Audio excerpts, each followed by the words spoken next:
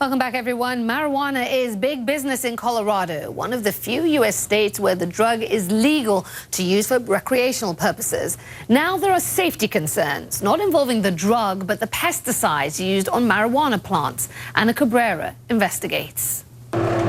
It's more than just a budding business. Sales are skyrocketing.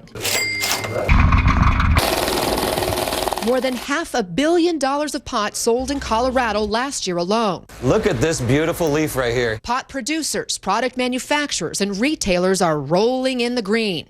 But nearly 2 years into Colorado cannabis legalization, new growing pains, possible new dangers coming to light in this still federally illicit industry. It's a significant public health concern for the city. The city of Denver has found pot with high levels of toxic chemicals, unapproved pesticides sprayed on plants that eventually end up on store shelves.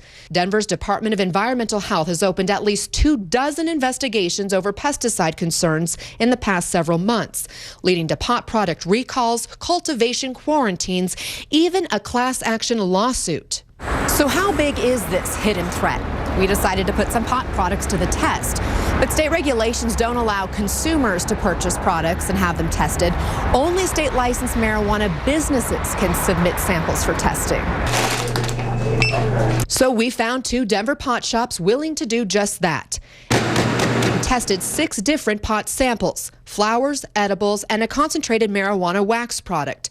The lab, Gobi Analytical, a state-licensed marijuana testing facility, and the go-to lab for the city of Denver's own pesticides investigations. The testing is time-consuming and complex, requiring the use of an expensive, highly sensitive instrument called a mass spectrometer. It can detect the molecular weight of each pesticide, so it's very specific. How reliable is it? It's extremely reliable. The results, 5 samples came back clean, but the marijuana concentrate did not pass.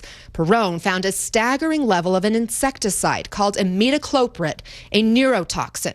Farm workers who have breathed these things in inadvertently have had severe toxicity symptoms and have been hospitalized with frothing at the mouth, respiratory problems, headaches, neurological problems.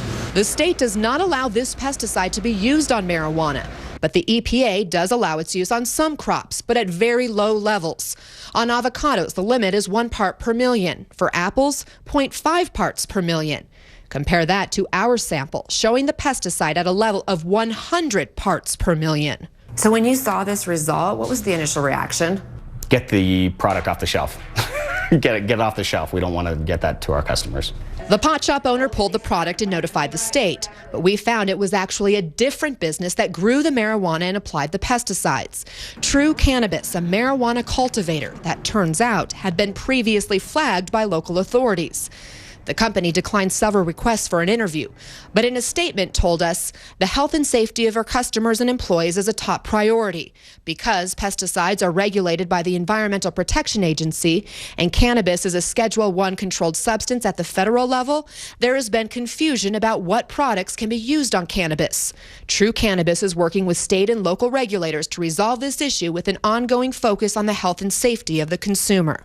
Our test led to an investigation by Denver environmental health officials and a widespread voluntary recall involving thousands of pot products. It is a matter of statewide concern, and frankly, we're not allowed to look the other way if there's a risk to consumer health and safety.